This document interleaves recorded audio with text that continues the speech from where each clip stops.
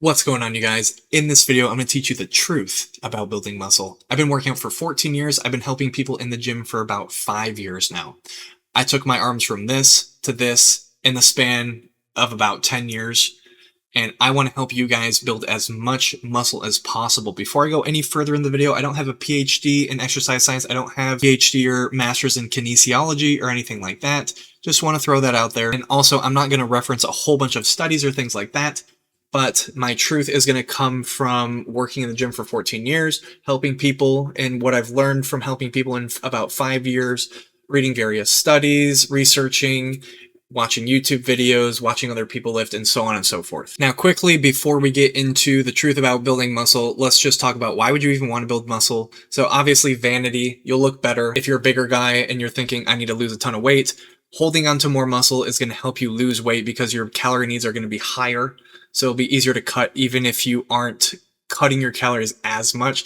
Theoretically, let's just say they gained a ton of muscle. The second reason why I think it's super important to build muscle is probably injury prevention. Building muscle strengthens and supports your joints, bones, and connective tissues, reducing stress on them and lowering the risk of injury.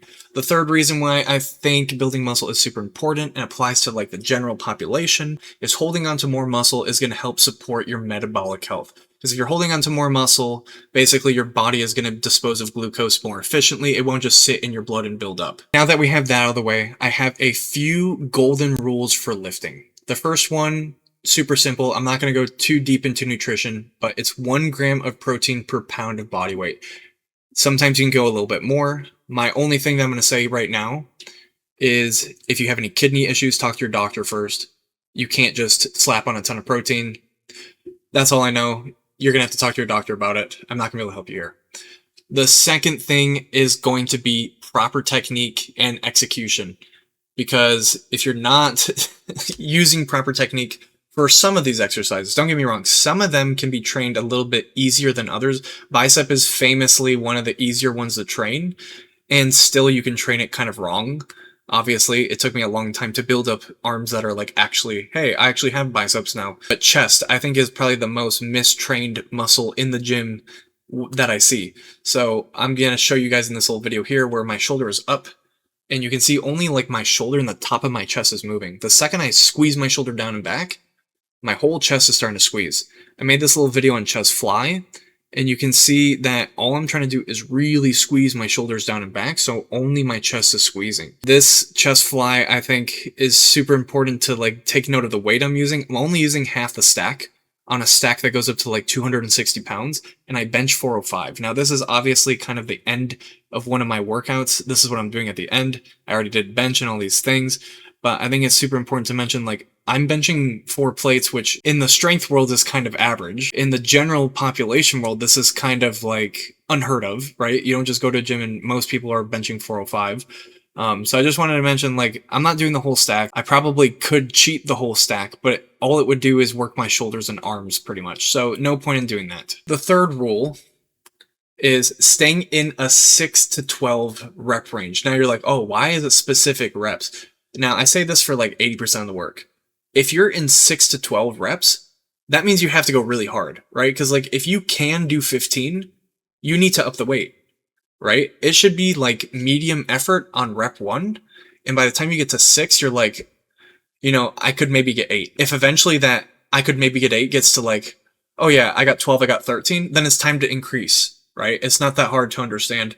But I think this is really important because later on, especially way later on, a lot of people get into the old pumper mentality is what I like to think of it as. Like, they just go to the gym, they do a ton of sets, a ton of reps, and the reason they do it is because they don't know how to work out anymore, or they don't care to actually gain muscle, or they don't want to do effort. So what they do is they do these high reps, high sets, and you ask them like, oh yeah, I want to be shredded and build all this muscle, blah, blah, blah. You know, I've been working out for 20 years. Then why are they benching 185 for like 10, right? So like, why are they doing 5 sets at 10? It doesn't make any sense. And after a while, like, your body is not going to respond to it anymore. All you're going to do is build up lactic acid. So stay in that 6 to 12 rep range for like 80% of the work. That doesn't mean you can't do like a burnout on the bench press. It doesn't mean you can't do as many reps as possible on a body weight dip or whatever you want to do, you know? but 80% of that work should be like quality. Like I'm literally trying 10 out of 10 to get to 6. I know it sounds crazy, but personally, that's where I've seen the most growth. And when I train people and I put them in that range, I see their like gains shoot through the roof. Now, of course, most of these people are like newbie gains phase, but even if they're like, 2, 3, 4 years in, I still see them like shoot through the roof. So like one of the things I do at my work is like, I guarantee them if they work with me twice a week for 8 weeks, I give them money back if they see no results. And I've never had anyone like actually be able to come in and say, hey, I got 0 results, because I make them take a picture. Like if they're really trying to challenge me, I have them take a picture, like front, side, back. And then they come in later, and even if we compare, they have more muscle. That's like, I never lose. I know it's impossible for me to lose, and I've done this bet with like 110 people so far. But my final golden rule, and I'm sure there's like some other small ones, but I'm trying to make this video like as compact and precise as possible, is going to be stretch intention / control for most of the sets. Like when I'm doing this deadlift here, I'm going for a deadlift PR. I'm trying to be as fast as possible with like good positioning, good technique. Good technique doesn't necessarily mean like stretch and tension when it comes to like a max lift, right? So strength is a little bit different. But when you're doing that 80% of that 6 to 12, you're thinking of max stretch and max tension. So when I'm doing these chest flies, I'm really trying to stretch, tear the muscle, because that's where the growth is. After you tear the muscle and you go to sleep with all that protein, that's when you start building it up and it gets bigger. So like I said, this is a video about building muscle and not necessarily about building strength. I don't even know if I'm the right guy to say that I'm like the best ever at building strength. Seeing my body change from this to this, even if I'm holding on to a little bit more body fat, I can tell I have put on significant amounts of muscle. That's why I'm making the video for you guys. By the way, I'm a lifetime natural who has benched 405, and I'm lifetime vegetarian. Now, I don't care if you eat meat or whatever. Just want to let you guys know that it is definitely possible to do these things as vegetarian. Okay, so we've pretty much gone through the truth about building muscle. Those golden rules will help you big time. But now let's talk about like, okay, I get that, but I'm just starting. What do I do?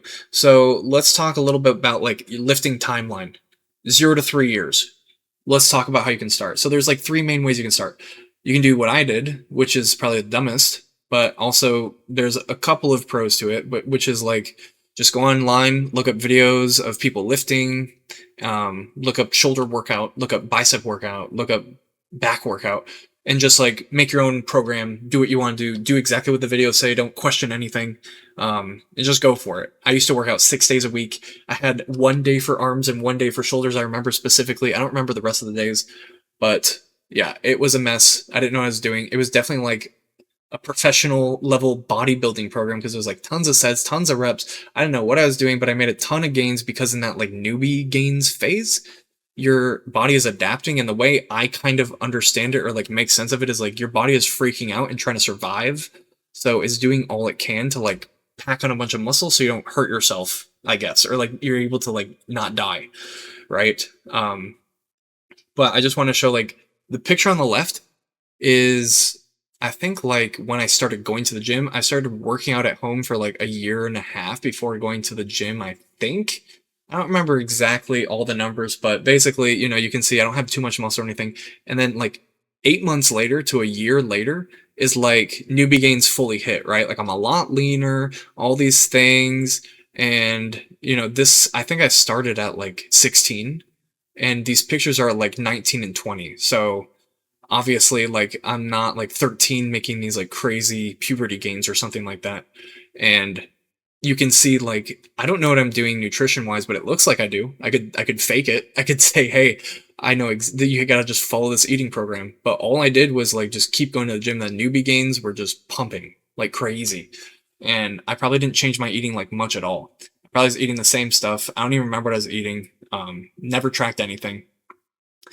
But that's method 1. You kind of just go for it. You kind of enjoy the gym. I really like the gym. The one thing that's good about that is you learn a bunch of exercises from a bunch of different programs. You find out stuff you like and dislike, because everyone's got different bone lengths and preferences for things for many reasons. It could be medical. It could just be, I got short arms, I got long arms, I got etc. I don't care.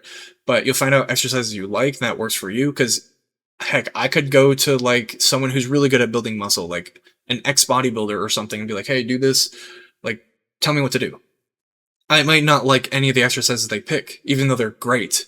That's the thing about the gym. There's so many exercises that can work just as well as others, right? It doesn't have to be like deadlift is the only exercise you should do. Now, I think compounds are huge for building muscle. I mean, honestly, you should do them. That should be one of the rules I put in the video, but I'm not going to just because it's like people are going to be like, oh, you don't have to do a single deadlift to build the back, which is kind of true, but I think you should do deadlifts. Anyways, the other method, what you can do today is go on ChatGPT, ask it to write you a program, nutrition, etc. This is great because it'll give you a bunch of exercises. It'll give you a structure.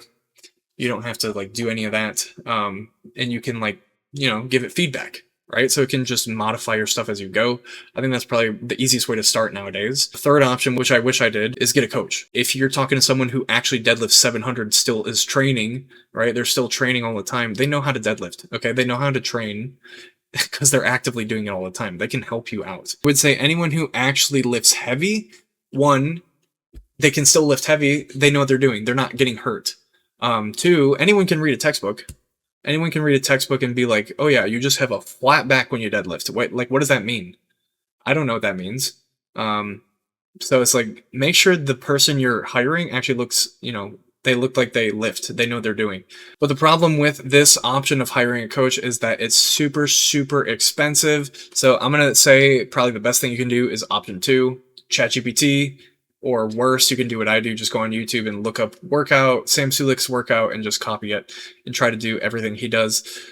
Either way, you're still going to get your newbie gains. But the one thing I would do to save you time regardless, and if you have a coach, I'm sure they might have you do it, is record all your lifts. Because like you'd be surprised 10 years later when you finally figure out like how to actually do like a standard hammer curl the right way, having your elbow back the whole time.